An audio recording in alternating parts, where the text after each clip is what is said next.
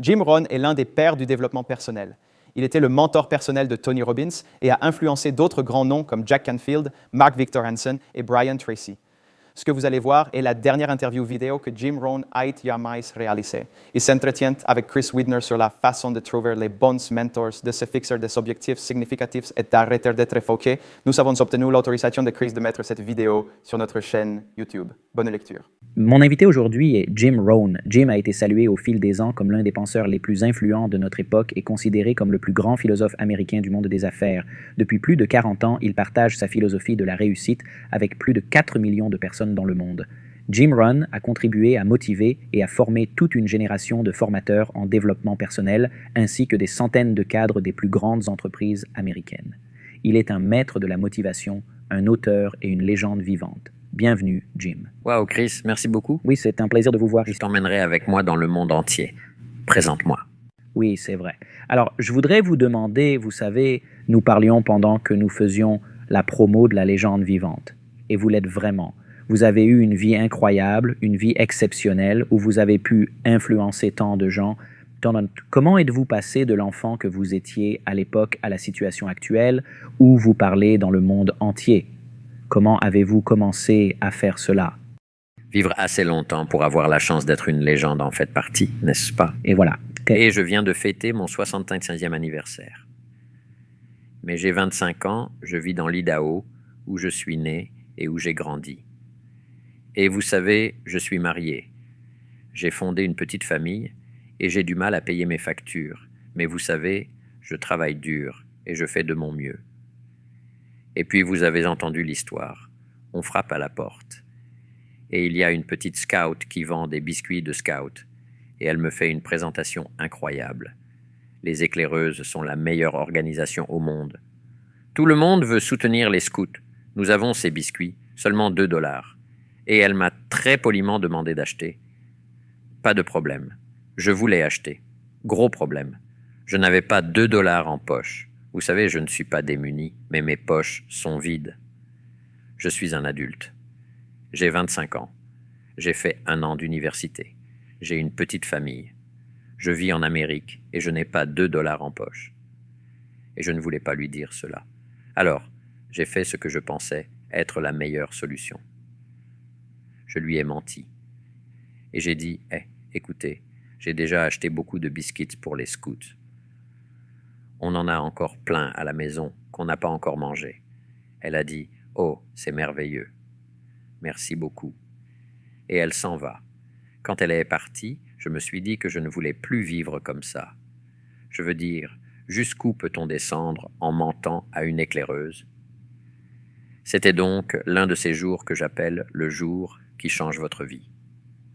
Lorsque j'ai vraiment pris l'engagement, j'ai dû commencer à chercher des moyens de faire mieux.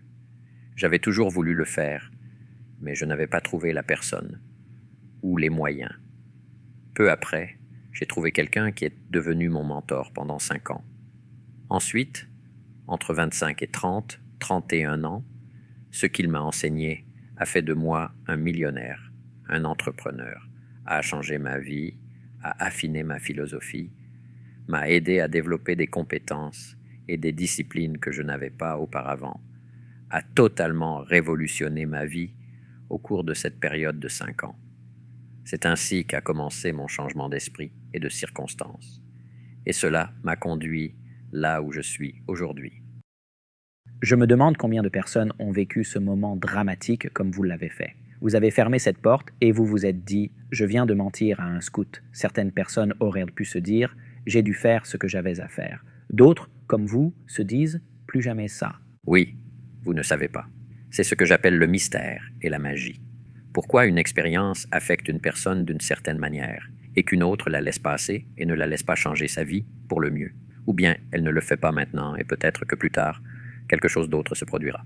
Et ce sera le moment. On ne sait jamais. Comme vous le savez, donner des conférences, des séminaires, enseigner, former. Pourquoi certaines personnes s'en emparent, en font quelque chose? changent leur vie, alors que d'autres ne le font pas. Je me souviens que lors de l'événement de leadership du week-end de 2004, nous avons vu revenir quelqu'un qui avait participé à l'événement de 2001 et qui travaillait dans l'immobilier et qui avait acheté des biens immobiliers d'une valeur scandaleuse, 50 millions de dollars lors du dernier événement parce qu'il avait quitté le dernier. Et puis, un autre gars s'était là et il a dit « J'étais ça la même, mais il est sorti de la fête et pas moi. Il est revenu en 2004. En 2007, il a dit qu'il reviendrait et qu'il aurait bâti sa fortune. » Cela fait partie du mystère. Vous savez, j'ai écrit combien de livres maintenant? 5 ou 6. Et j'aurais dû en écrire 26. Alors, qu'est-il arrivé à ces 20 autres livres? C'est ça le mystère. Vous savez, la magie, ce sont les 6 livres. Et le mystère, ce sont les 20 livres manquants. Nous sommes donc un peu un mystère pour nous-mêmes, n'est-ce pas? J'aurais dû, mais je ne l'ai pas fait. J'avais les compétences, mais je ne les ai pas mises en pratique. C'est un peu le cas pour nous tous. Mais ensuite, les choses que nous faisons changent radicalement notre vie. C'est ça la magie. C'est ça le pouvoir. La loi de la moyenne y est pour quelque chose. Vous savez, je raconte cette petite histoire biblique où le semeur est sorti pour semer. Il était très ambitieux et il avait une bonne semence. Mais la première partie de la semence qu'il a semée, les oiseaux l'ont eue. Puis la suivante, il continue et la prochaine graine tombe sur un sol pierreux et peu profond. Et la petite plante commence à pousser dès le premier jour de chaleur. Elle se dessèche et meurt. Alors, il continue. La prochaine graine qu'il a semée est tombée sur un sol épineux. La petite plante commence à pousser et les épines l'étouffent jusqu'à la mort. Et il appelle les épines les petits soucis, les petites choses qui empêchent les gens de faire les grandes choses. Enfin, il continue à semer et la graine tombe finalement sur une bonne terre. Mais la bonne terre était un peu une idée intéressante, qu'une partie produisait 30%, une autre 60% et une autre 100%. C'est donc toute la gamme, depuis les oiseaux qui en prennent, le temps chaud et les épines, jusqu'à la bonne terre, même si la bonne terre a une variété de 30, 60, 100. Ainsi, lorsque j'ai commencé à donner des conférences, je me suis demandé pourquoi je n'arrivais pas à obtenir de tout le monde qu'il fasse 100%. Puis j'ai découvert que ce n'était pas le cas. Ainsi, lorsque je dis à John « Tu aurais dû assister à la réunion d'hier soir », il m'a répondu que la porte moustiquaire était sortie de ses gonds. J'ai dû faire quelques réparations. Alors je dis « Maintenant je comprends que certaines personnes vont laisser de petites choses les empêcher de faire de meilleures choses. Mais peut-être que cela changera dans une semaine. Quelqu'un se réveillera et vivra une expérience comme celle que j'ai vécue avec la jeune fille scout. Et tout changera. La porte est donc toujours ouverte, à moins que quelqu'un ne soit totalement réfractaire à l'idée de se perfectionner. Mais je pense qu'il y a suffisamment d'expérience en cours de route pour nous inciter et nous pousser un peu. Ou bien nous entendons un témoignage, ou lisons un livre, ou bien quelqu'un nous achète un billet, et nous allons à un séminaire, et nous ne sommes plus jamais les mêmes. Vous partagez une idée avec quelqu'un, 2 personnes. L'une d'entre elles dit « Je le vois », et l'autre dit « Ce n'est pas clair pour moi ». Vous dites « Pourquoi pas ?» Elle était parfaitement claire lorsque vous l'avez partagée. Oui, pourquoi ne vois-tu pas ce que je vois? Oui, c'est vrai. Comment se fait-il que tu ne ressentes pas la même chose que moi? Il faut donc le permettre. Et nous devons permettre que cela se produise même dans notre propre expérience, comme moi avec les livres manquants. J'aurais dû le faire et je ne l'ai pas fait. Je l'ai laissé partir et j'aurais dû le ramasser. Donc, je pense que la clé est de faire de son mieux. Et la clé est de continuer à apprendre de toutes les expériences possibles. De nos propres expériences personnelles ou des expériences de quelqu'un d'autre par le biais d'un sermon, des paroles d'une chanson, d'un témoignage personnel que quelqu'un vous donne assis au Denny's pour le petit déjeuner du mardi matin. Et quelque chose fait tilt, quelque chose se produit. On ne sait jamais. Oui, ces moments sont en quelque sorte un mélange de tout ce qui se met en place, d'un bon timing et de circonstances personnelles. Vous avez fini par travailler pour Earl Shoaff et vous avez eu beaucoup de leçons à apprendre. Au cours de cette période de 6 ou 7 ans, il est resté avec moi environ 5 ans. Puis il est mort à l'âge précoce de 49 ans. Mais c'était des jours si dramatiques de changements incroyables. Et ce qu'il enseignait, il n'était allé qu'en 9e année à l'école. Il a donc présenté les choses très simplement pour les excuses que j'ai données. Il a dit « Non, ce ne sont pas les raisons. J'ai dit que les choses coûtaient en trop cher. » Il a dit « Non, vous ne pouvez pas vous le permettre. vous savez. Ce sont de petites philosophies comme ça qui m'ont ouvert les yeux. Quelle est l'histoire où vous lui avez apporté un chèque de paye? Et vous avez dit, c'est tout ce qu'il paye. Oui, c'est tout ce qu'il paie. J'adore ça. Non, c'est tout ce qu'il vous paie. Vous avez raison, je suppose. Il m'a demandé si certains employés ne gagnaient pas 3, 4 ou 5 fois plus. J'ai répondu que oui, et il m'a dit, ce n'est pas tout ce qu'il paye, c'est tout ce qu'il vous paie. Si vous pouviez prétendre à 10 fois plus, ne vous paierait-il pas ce montant? J'ai répondu que oui, bien sûr. Il m'a dit, eh bien, travaillons sur ce point. Nous n'avons pas besoin de travailler sur l'entreprise pour obtenir un meilleur salaire. Nous devons travailler sur vous pour que vous deveniez plus qualifié. Oui, ils ont déjà mis en place une structure de rémunération pour certaines personnes. Il faut s'y adapter. Et puis, dans mes conférences, je montre cette petite échelle économique à gravir. Elle commence à 5 $ de l'heure et va jusqu'à 32 millions de dollars pour une année, le revenu annuel d'une année. Et quelque part en chemin, grâce à ce que nous entendons et à ce que nous vivons, nous essayons de nous qualifier pour le prochain échelon. Et c'est la clé. C'est de continuer à progresser, à grandir, à se développer, à voir ce que l'on peut faire de sa vie. Il a été le premier à vous donner l'idée du développement personnel, n'est-ce pas? Quel genre de choses vous disait-il sur l'importance de vous développer? Quelles sont les leçons qu'il vous a apprises?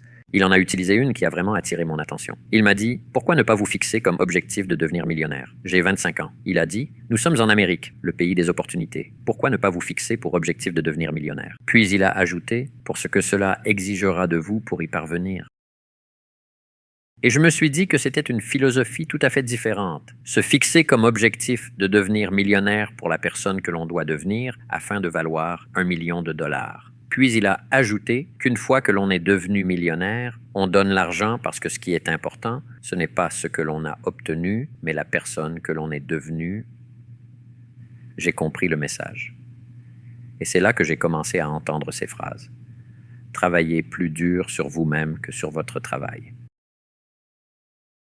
C'est en apportant de la valeur au marché que l'on est payé. Plus vous apportez de valeur au marché, plus votre salaire est élevé. En outre, vous êtes payé pour ce que vous devenez. Un leader, un entrepreneur, un gestionnaire, quelqu'un qui a la capacité d'inspirer d'autres personnes. Ainsi, quelqu'un nous observe et nous dit « Travaillez plus dur pour vous-même que pour votre travail ». Et ils sont d'accord sur le principe. Ils disent « Oui, c'est vrai, je sais que je dois travailler sur moi-même. Que recommanderiez-vous aux gens de faire ?» J'ai commencé par dresser une liste des compétences que je n'avais pas. Vous savez, j'ai grandi dans une ferme du sud-ouest de l'Idaho. Je sais comment traire les vaches, mais le salaire n'est pas bon. La première chose que j'ai faite, et j'ai commencé à temps partiel, c'est de me lancer dans une petite aventure commerciale pour trouver des clients. C'était dans le domaine de la santé et de la nutrition. Je croyais aux produits et on m'a appris à trouver un client. Et ensuite, voici comment vous leur demandez, qui connaissent-ils qui veulent être en meilleure santé? C'est à partir de là que vous pourrez développer votre activité. C'est donc la première compétence supplémentaire que j'ai acquise par rapport aux compétences agricoles habituelles qui a commencé à changer ma vie.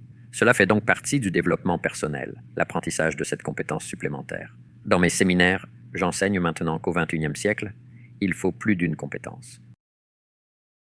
L'une d'entre elles concerne la sécurité économique. Voici les gars qui ont travaillé pour General Motors. Ils viennent de fermer quelques usines et de licencier, je ne sais pas, 25 000 personnes. Ce type est là depuis, disons, 15 ans. Maintenant, il laisse licencier et il nous dit qu'il a déjà des difficultés économiques. Il a son honnête crise, qu'il n'avait qu'une seule compétence. Vous savez, au cours des 3 ou 4 dernières années, s'il avait pris des cours de comptabilité 2 soirs par semaine ou quelque chose comme ça, oui, c'est vrai. Ainsi, lorsque la crise est survenue, il aurait eu quelque chose sur quoi s'appuyer. Dans mes séminaires, j'enseigne toute une liste de compétences que j'ai acquises à l'âge de 30 ou 31 ans et qui m'ont permis non seulement de devenir riche, mais aussi d'élargir mon champ d'action en tant qu'entrepreneur et d'influer sur la vie des autres. Ensuite, je me suis lancé, bien sûr, dans l'enseignement et la formation. Mais ce n'est qu'une partie. J'ai appris la vente. J'ai appris à trouver de bonnes personnes. J'ai appris à faire travailler les gens ensemble. Une phrase intéressante de la Bible dit que si 2 ou 3 personnes s'entendent sur un objectif commun, rien n'est impossible. J'ai pensé, waouh, 2 ou 3, pas tout seul, mais 2 ou 3. Donc, si vous pouvez être inspiré et inspirer quelques personnes à vous suivre, vous pouvez faire des choses assez extraordinaires. J'ai appris à le faire. Ensuite, j'ai appris la reconnaissance et la récompense. récompenser les gens pour les étapes de progrès. Vous travaillez peut-être pour une entreprise qui récompense les gens pour les grandes étapes. J'ai appris à récompenser les gens pour leurs petits progrès. Tout ce que vous pouvez imaginer pour les récompenser, d'avoir fait des progrès. Il ne s'agit pas Il n'est nécessairement pas d'une grande nécessaire récompense. que ce soit quelque chose de petit. Un mot gentil. Puis on en vient à une philosophie qui dit « Soyez tellement occupés à donner de la reconnaissance aux autres que vous n'en avez pas besoin pour vous-même. » Vous êtes arrivé à un très bon point. Votre plus grand bonheur, c'est que d'autres personnes soient récompensées, pas nécessairement vous-même. Mais Zig revient à la charge avec une vieille philosophie qui est tellement vraie. Si vous aidez suffisamment de gens à obtenir ce qu'ils veulent, que ce soit de l'argent, de la reconnaissance ou du succès, vous pouvez avoir tout ce que vous voulez. J'ai entendu Zig dire cela il y a presque 50 ans, 45 ans et plus.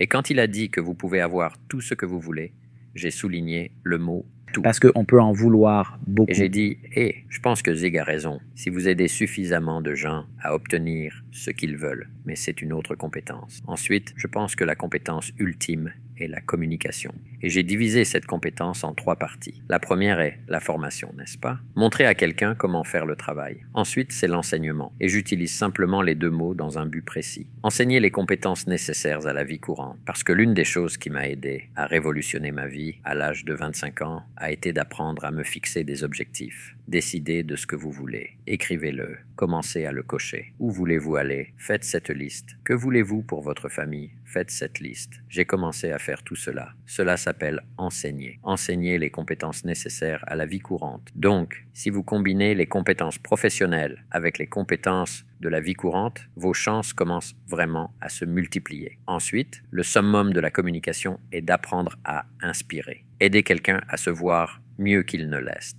Les transporter dans l'avenir. Dire « Mary, voici ce que tu pourrais devenir. Avec seulement quelques changements, je te promets que tu ne seras plus jamais la même. Voici le genre de personne que tu pourrais devenir. Confiante, forte, capable de faire face aux circonstances, aux changements. Tu pourras être cette personne. » Pensez-vous que c'est quelque chose que tout le monde peut faire? En général, quand les gens pensent aux leaders, ils pensent aux capitaines d'industrie, aux présidents et aux leaders des mouvements sociaux. Est-ce que c'est quelque chose que vous faites pour les cadres moyens dans leur propre carrière, les parents? Les parents devraient même apprendre à le faire à la maison. Voici la personne que vous pourriez devenir. Nous essayons par tous les moyens, n'est-ce pas? Surtout pour nos enfants, pour leur exposer des idées que nous savons traduire du mieux que nous pouvons, ou de l'église, ou, espérons-le, de l'école, dans le quartier, dans le milieu des affaires, où ils pourraient en trouver un emploi et aller travailler. Nous espérons et prions pour qu'ils soient constamment exposés à des choses qui les amèneront à réfléchir, à changer, à affiner leurs habitudes, développer des compétences, avoir la satisfaction personnelle de la réussite qu'ils souhaitent. Nous espérons que cela se produira, mais cela viendra de plusieurs sources, pas d'une seule. C'est comme le mentorat. Il se trouve que j'ai trouvé quelqu'un qui, vous savez, était l'employeur de l'entreprise, un partenaire commercial avec lequel j'ai travaillé, tout en étant un mentor. Mais parfois, vous savez, quelqu'un est votre mentor en matière de santé. Quelqu'un d'autre est votre mentor dans le domaine spirituel. Quelqu'un d'autre vous encadre dans les relations familiales. Et quelqu'un d'autre est votre mentor dans le domaine des affaires et du développement des compétences. Avez-vous cherché activement des mentors tout au long de votre vie? Non. Après cette expérience chez les scouts, je me suis dit qu'il fallait que je trouve quelque chose. Et bien sûr, un de mes amis m'a dit « Je suis allé travailler pour cet homme.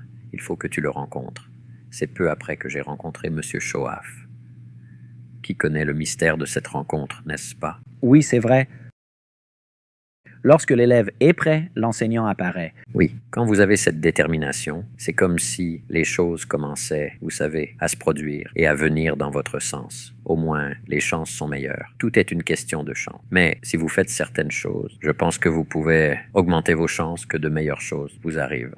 Donc, après avoir réussi dans votre entreprise, il y a eu un appel téléphonique, vous avez reçu un coup de fil, n'est-ce pas? Et quelqu'un vous a dit « Hé, venez nous parler ». Oui, j'ai déménagé à Beverly Hills. Car c'est ce qu'il faut faire quand on réussit. Oui, nous sommes aussi un enfant de la campagne de l'Idaho qui a déménagé à Beverly Hills si vous devenez riche. Alors, quand je suis arrivé là-bas, un de mes amis m'a dit « Il faut que tu viennes raconter ton histoire à mon club de service. Vous appartenez au Rotary. Et il m'a dit, si j'organise ce petit déjeuner, je pense que c'est notre déjeuner. Il m'a dit, est-ce que tu viendrais, tu sais, faire un petit discours de 30 minutes et raconter ton histoire. Et il a dit, nous l'appellerons Idaho Farm Boy makes it to Beverly Hills. Le garçon de ferme de l'Idaho arrive à Beverly Hills. J'ai dit, d'accord, ça me va. J'ai donc fait ce petit exposé et, manifestement, ils l'ont apprécié. Avant la fin de la journée, j'ai reçu 2 autres invitations. Vous devez venir parler à notre club philanthropique, raconter la même histoire, partager les mêmes idées. C'est ainsi que j'ai commencé à penser,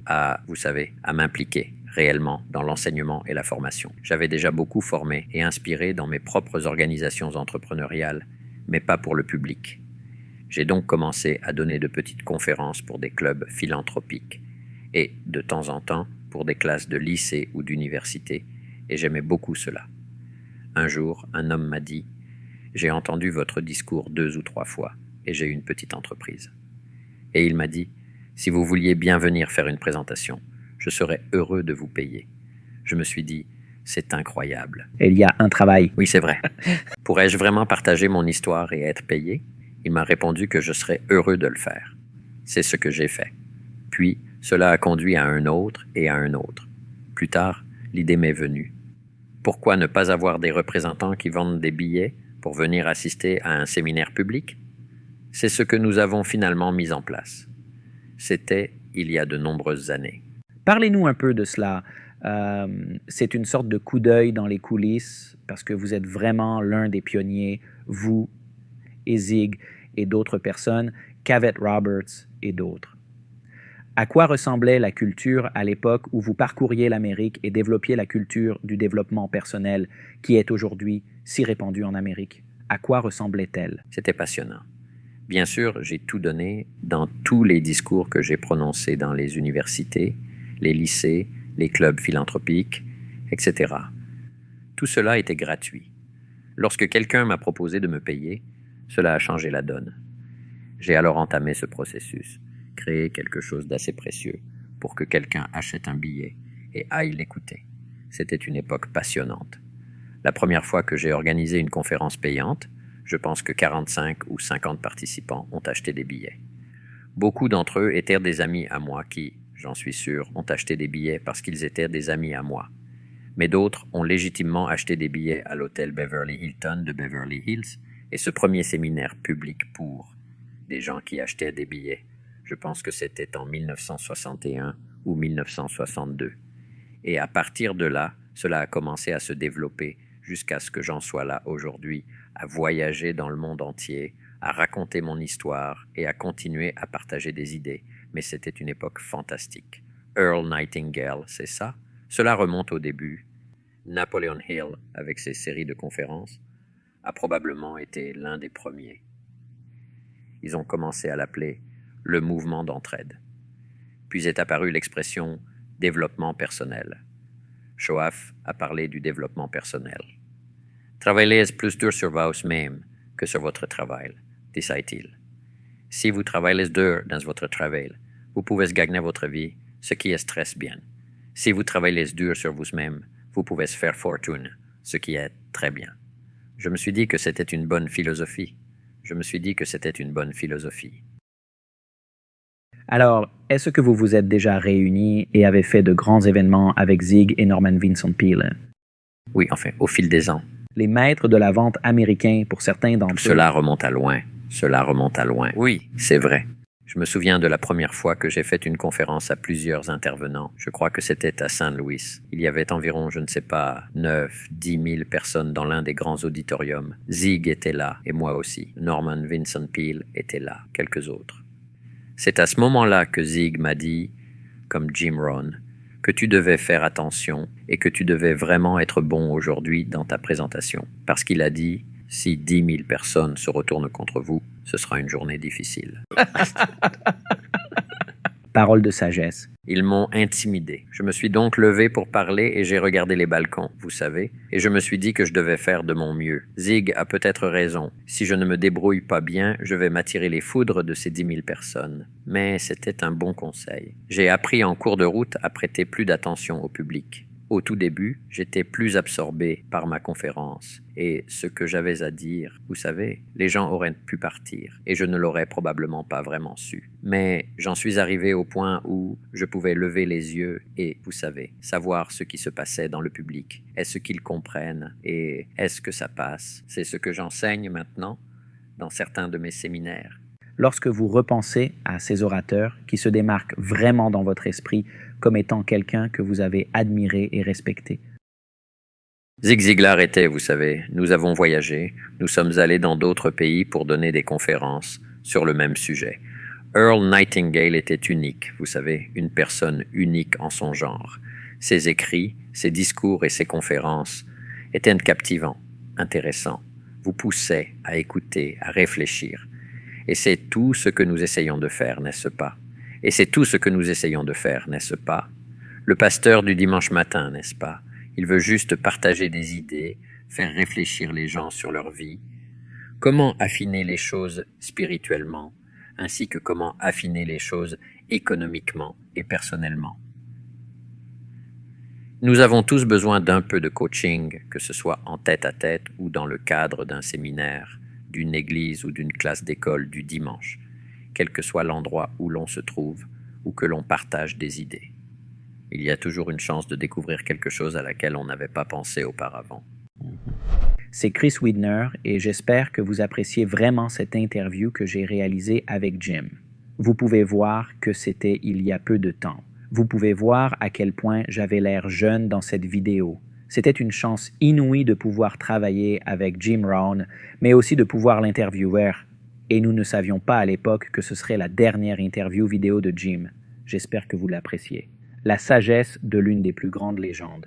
J'ai également mis à votre disposition des ressources extraordinaires pour les entrepreneurs. Il vous suffit de consulter les commentaires et les liens ci-dessous pour découvrir d'autres ressources formidables. Revenons donc à l'écoute de la grande sagesse du légendaire Jim Rohn.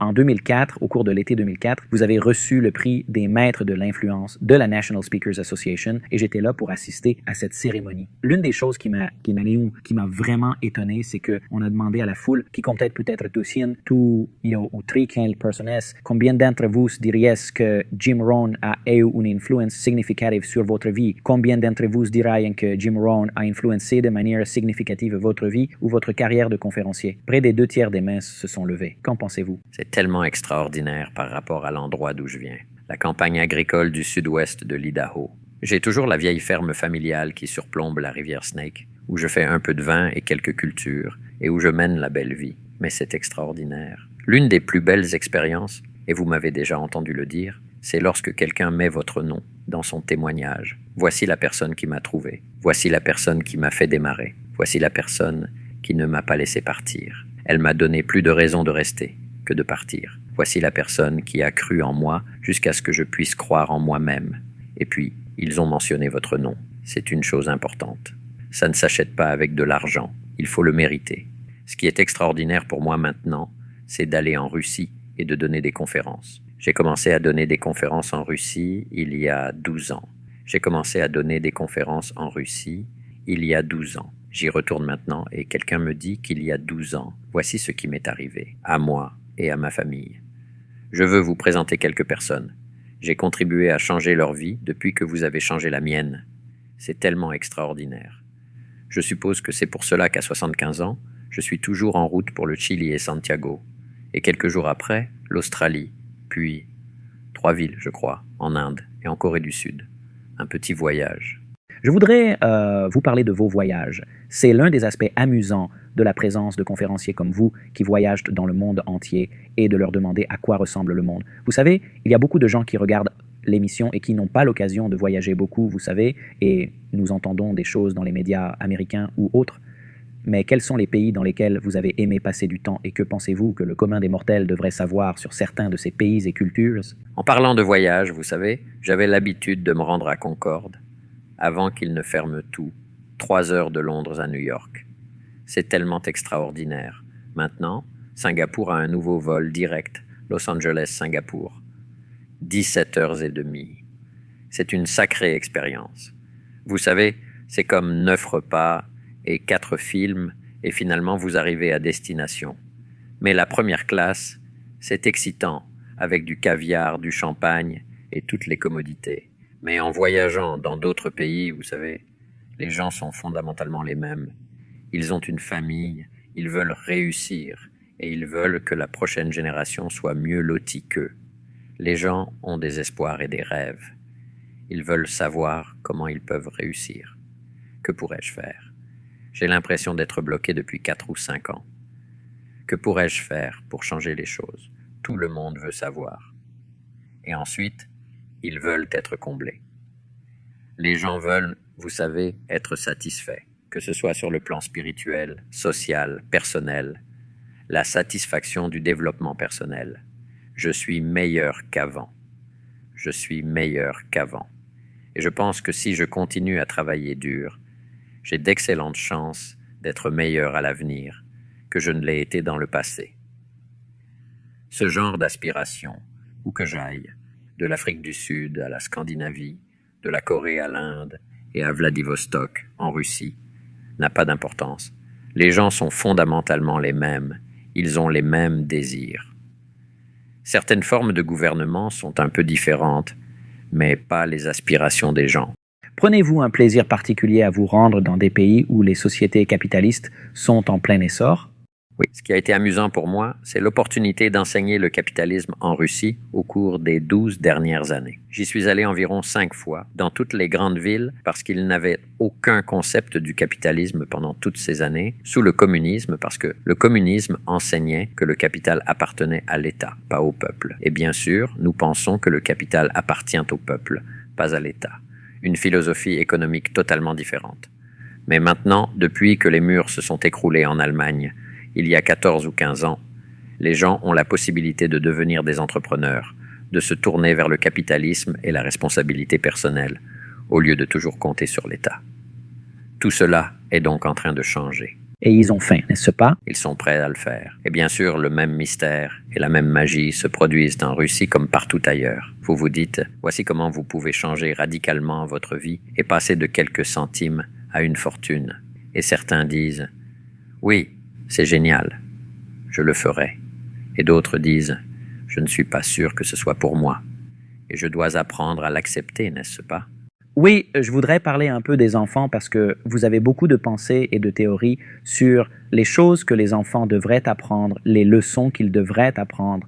Parlez-nous de certaines d'entre elles. L'un des plus faciles est le capitalisme, car je l'utilise même en Russie pour enseigner que même les enfants peuvent, vous savez, devenir des capitalistes. Parce que tout ce que cela implique, c'est un enfant de 12 ans. Ne pourrait-il pas fouiller le quartier? Il n'est pas nécessaire d'avoir 12 ans, 7 ou 8 ans. 8 ans, disons, ce petit garçon. Il cherche dans le quartier, trouve un petit chariot cassé et le paye $1 et le ramène à la maison, le répare, le peint jusqu'à ce qu'il brille, redresse les roues jusqu'à ce qu'elles soient droites, le ramène dans le quartier et le vend pour $5, fait un bénéfice de $4.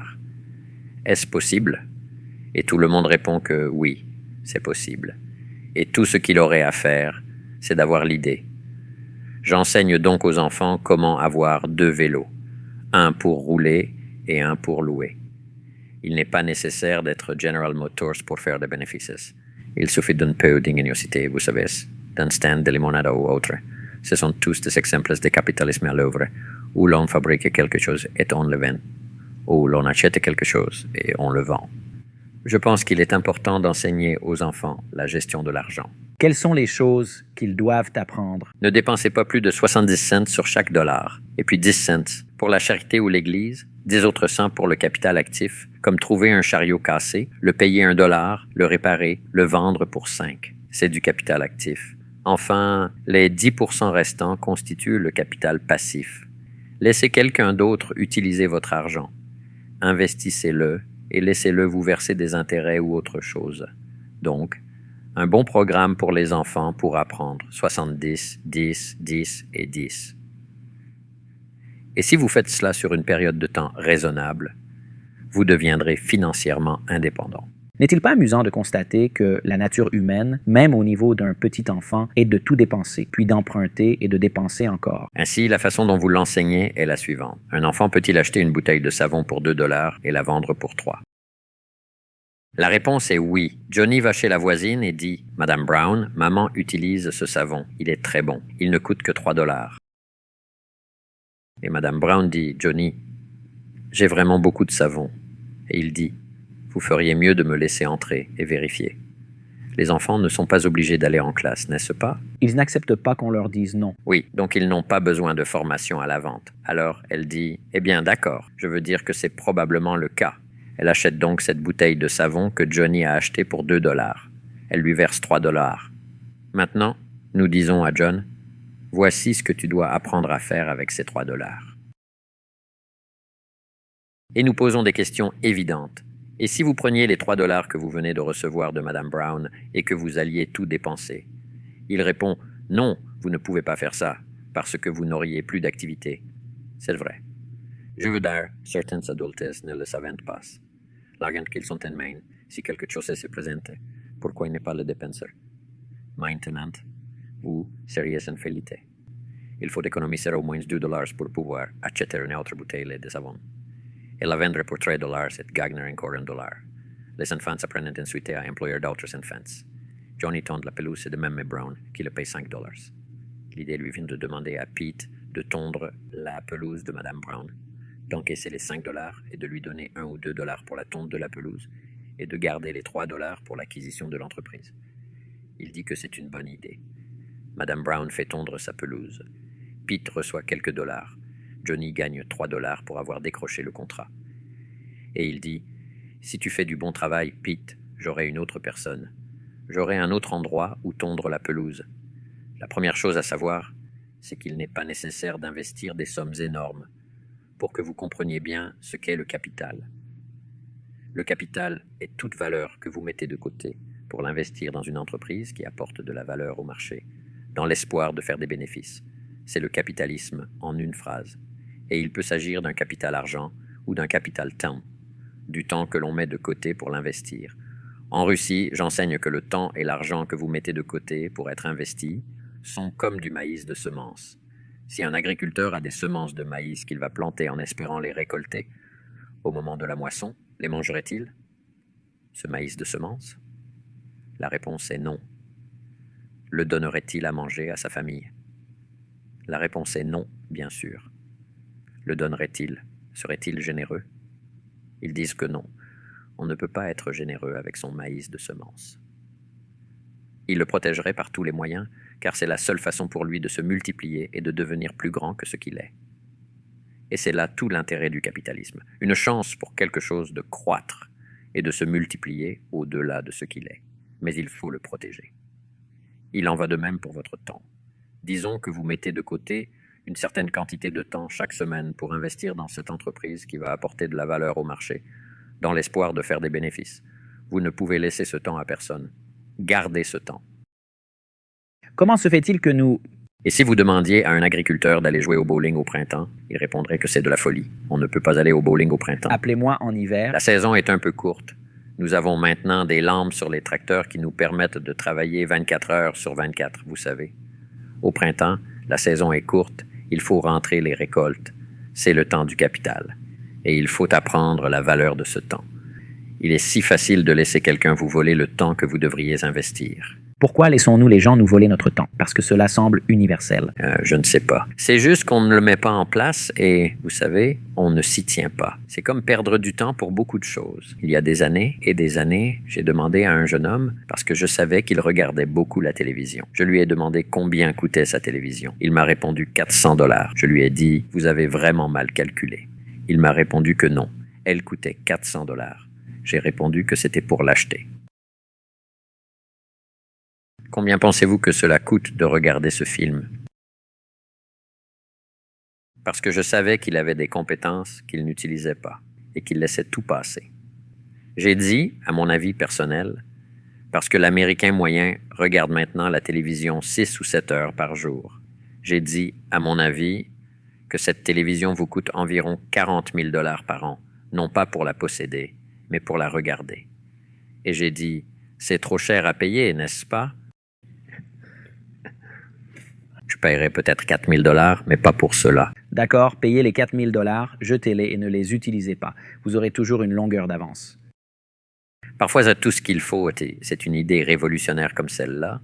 Parfois, je pense que Jim Rohn a raison. Cette télévision me coûte trop d'argent pour que je la regarde. Parce que si j'utilisais ce même temps pour m'employer, trouver des moyens de faire du profit, etc., on ne sait pas ce qui se passerait. Mais à moins que quelqu'un ne vienne, vous savez, secouer le panier et parler de choses comme ça, par nous-mêmes, nous pourrions y penser un jour ou l'autre. Mais parfois, c'est un peu tard. C'est pour ça que lorsque Shoaf m'a dit que les choses coûtaient trop cher, il m'a répondu que non. Et il m'a dit « Non, tu ne peux pas te les payer. Je n'y avais pas pensé avant. » Vous savez, et j'ai dit « C'est tout ce que l'entreprise paie. » Il m'a dit « Non, c'est tout ce qu'il vous paie. » Et sans ce genre de conseils, d'orientation ou de rappel, il est facile de dériver quelques années de plus sans faire les changements nécessaires pour améliorer sa vie.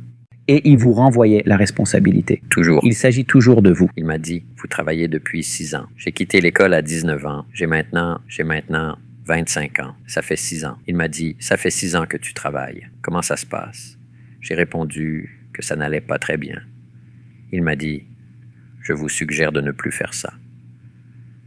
Il a dit, voulez-vous répéter les 6 prochaines années comme les 6 dernières? J'ai répondu, pas vraiment. Il m'a demandé si je voulais révolutionner les 6 prochaines années par rapport aux 6 dernières. Et j'ai dit oui. Et au cours des 6 années suivantes, je suis devenu millionnaire.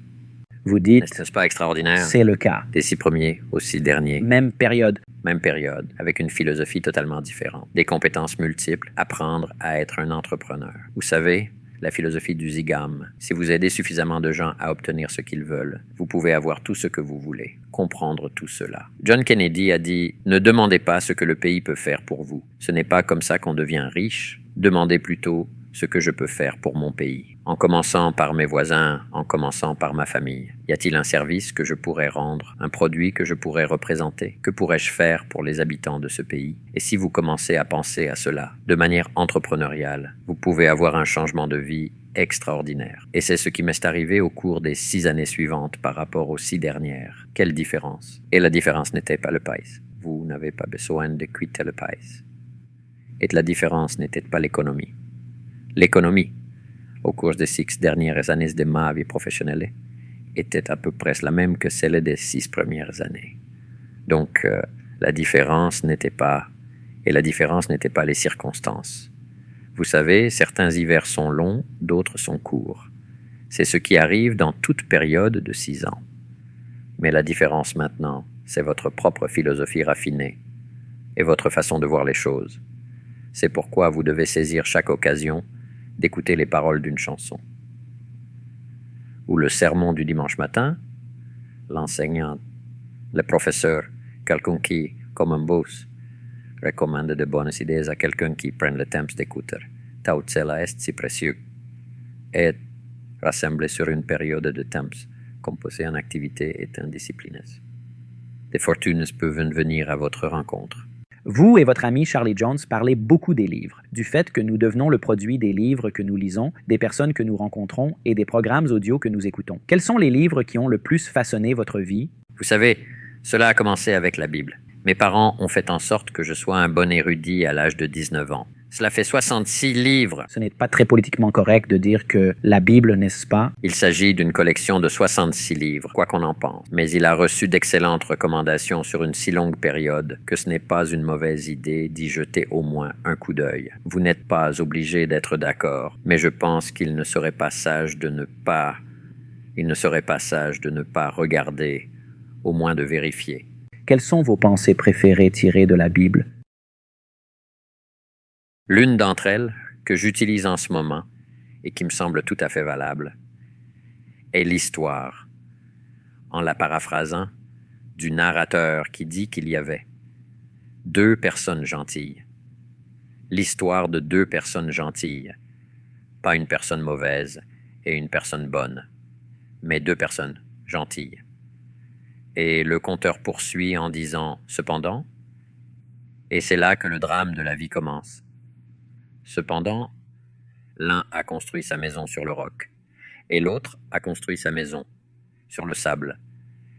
Et en une seule phrase, nous comprenons. Eh bien oui, quelle que soit votre gentillesse, si vous construisez votre maison sur le sable, allez. Ensuite, il est dit que les tempêtes sont arrivées comme elles le font toujours. Et tout le monde dit, eh bien oui, il faut le reconnaître. Et celui qui a construit sa maison sur le roc a été sauvé. Et celui qui a construit sa maison sur le sable a été perdu. Les deux, de belles personnes. Ce qui veut dire que les gens bien peuvent faire des erreurs de jugement. Les personnes gentilles peuvent prendre des décisions imprudentes. Les personnes gentilles peuvent prendre des décisions stupides, parfois même fatales. Voici un gentil garçon. Il est marié, il a une merveilleuse famille. Il vit à Los Angeles. C'est un bon citoyen de la communauté. Voici un gentil garçon. Il est ambitieux, il réussit bien. Il est à Los Angeles, au volant de sa voiture, et il est en retard à un rendez-vous, et il la pousse, la pousse, la pousse. Il arrive à l'intersection, et le feu passe au rouge. Une petite voix dans sa tête lui dit « Vas-y, tu es en retard, tu peux y arriver. » Et là, il est mort. Un type sympa, mais il est mort. En une fraction de seconde, il a pris une décision stupide. Il n'est pas nécessaire d'aller dans un pays étranger et de mourir, dans une guerre étrangère pour être mort. Il suffit de prendre une décision imprudente ou stupide au mauvais moment, et nous sommes tous tentés. Quelle est cette voix que j'ai entendue ce matin, qui m'a dit « Tu n'as pas besoin de faire tes exercices ce matin. Vous entendez aussi cette voix? Vous êtes en retard. Tu pourras te rattraper à ton retour de séminaire. » Et j'ai dit « Non. Je dois faire au moins une version modifiée, même si je suis en retard. » Et tu sais, c'est tous les jours, Chris. La serveuse t'irrite. Et maintenant, tu as le choix. Laisser tomber ou en faire toute une histoire et embarrasser tout le monde. Tout le monde a le choix. En voici une bonne. Je rentre chez Nathan Hales, à Beverly Hills. Où, d'ailleurs? Il y a 2 matins. Il y avait Karim Abdul-Jabbar. J'ai bien discuté avec lui. Je marche avant d'entrer dans le restaurant. J'ai 2 pièces de 25 cents à mettre dans la machine pour obtenir mon journal.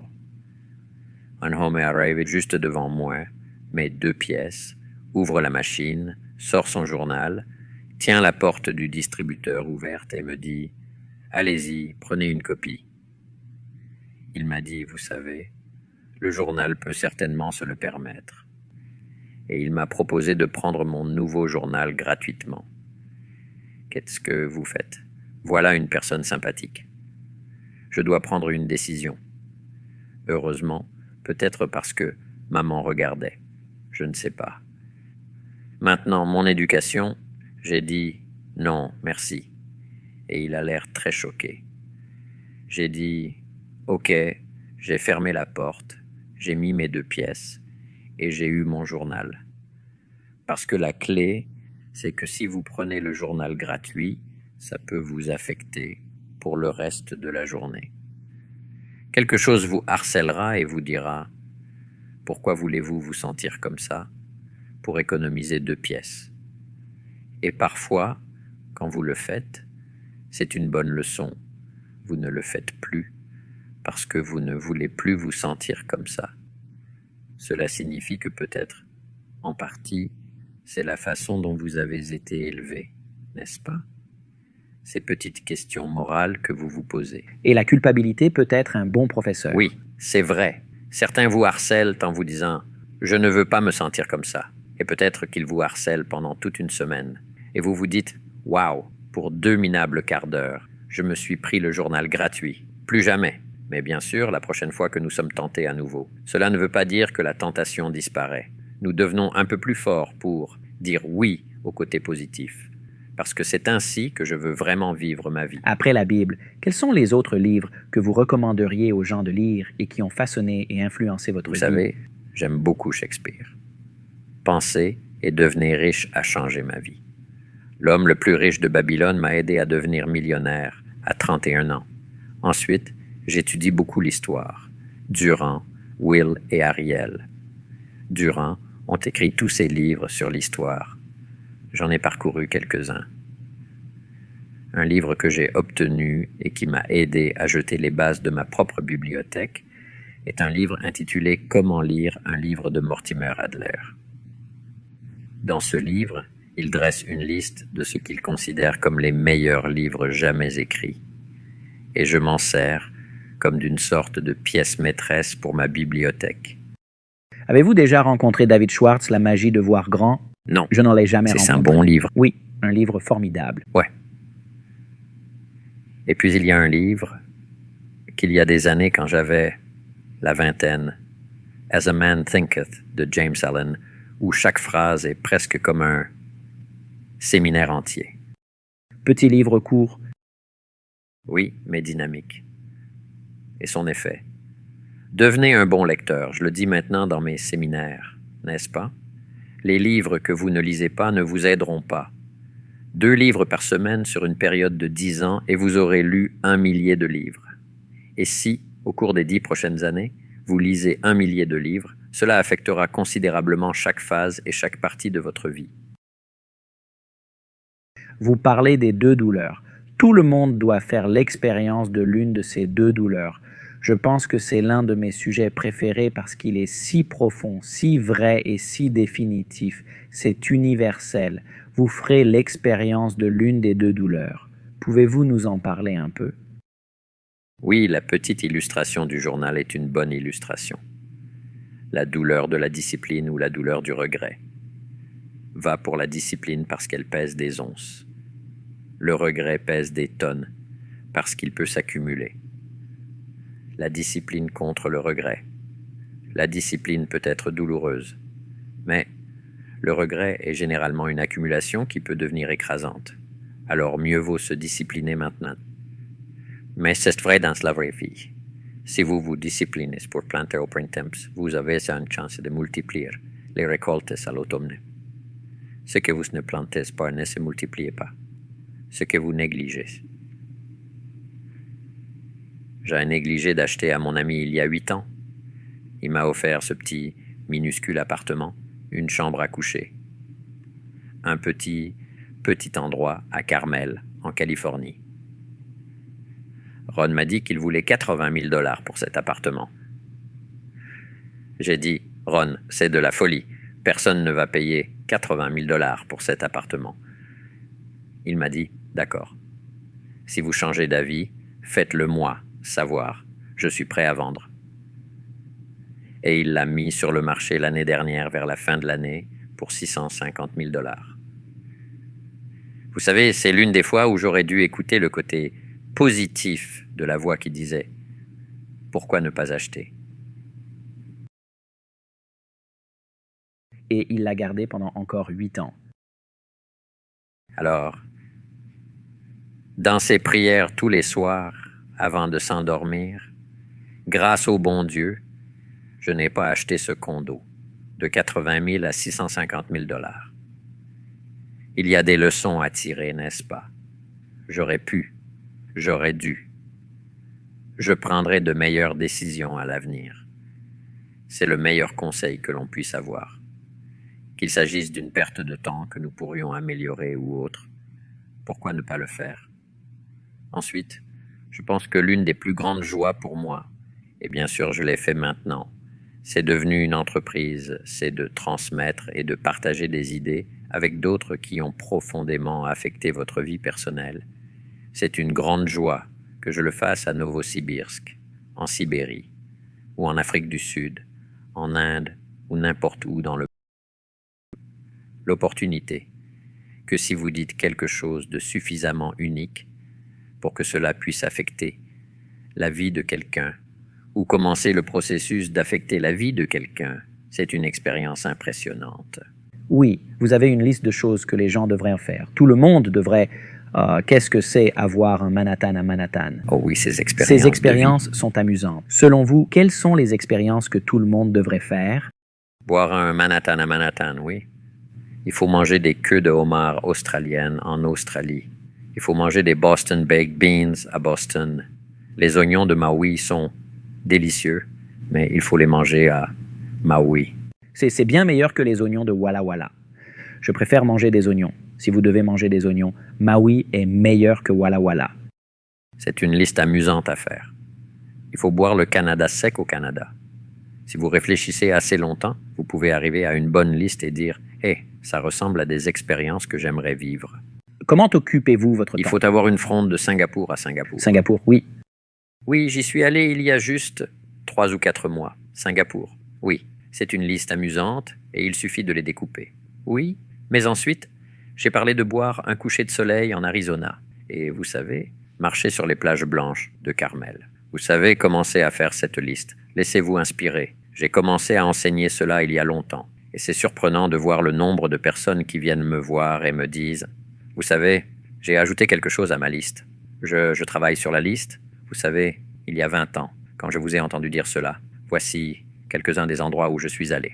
Je n'y serais probablement jamais allé si je n'avais pas entendu votre séminaire. C'est passionnant. Il faut avoir une grosse patate de l'Idaho en Idaho. Vous y consacrez un peu de temps. Vous pouvez en avoir un à Beverly Hills, et c'est bon. Mais vous savez, faites le voyage. Oui, juste pour dire, vous savez, j'ai mangé une grosse patate de l'Idaho dans l'Idaho. Comment occupez-vous votre temps lorsque vous ne voyagez pas? Vous, Eh bien, j'avais l'habitude de parcourir les sentiers de Jeep sur ma moto tout-terrain. Mais ma fille m'a finalement persuadé. Papa, elle a dit, vous savez, à 75 ans, je ne suis pas si sûr. Ah, alors, c'est en quelque sorte en train de s'éteindre.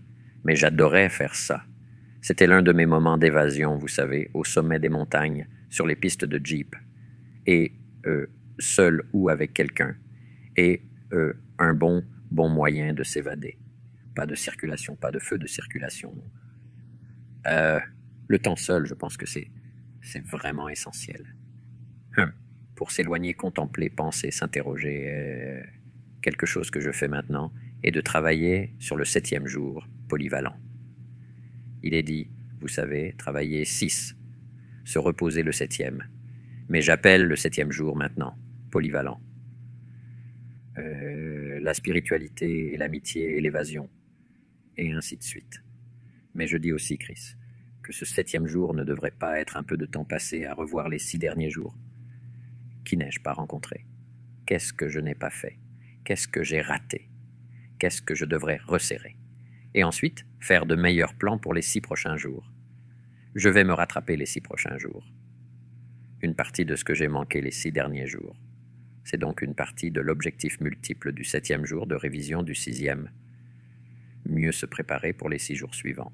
Eh bien, ces 57 minutes ont été passionnantes et nous aurions pu rester ici toute la journée, ce que nous faisons parfois. Nous assistons à un séminaire de Jim Rohn d'une journée ou de 2 jours. Je tiens donc à vous remercier d'être venu passer un peu de temps avec nous et de nous avoir raconté quelques-unes de ces histoires que vous racontez dans le monde entier et qui ont vraiment eu un impact sur TNTVS, y compris la mienne.